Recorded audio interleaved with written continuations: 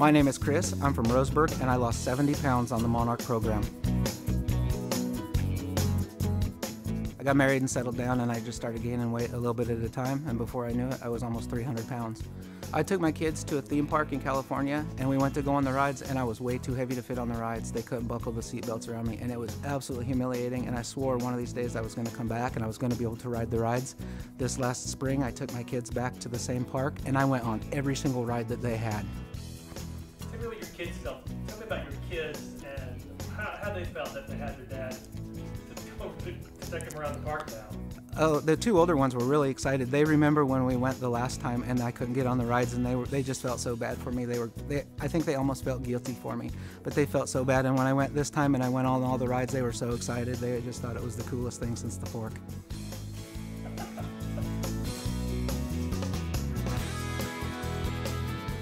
I began snoring, was diagnosed with sleep apnea, and they said it was because I needed to have a breathing machine to help me sleep at nighttime and to not snore.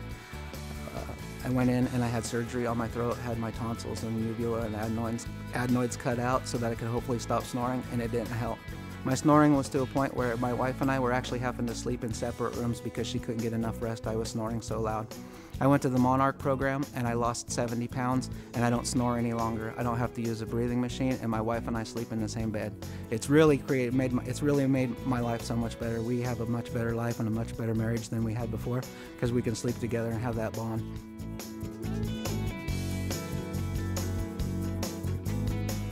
We went camping. We went for a short raft trip around the river at Whistler's Bend on the North Umpqua, and my mother-in-law fell out of the back of her raft. She went unconscious in the river and started floating down the river.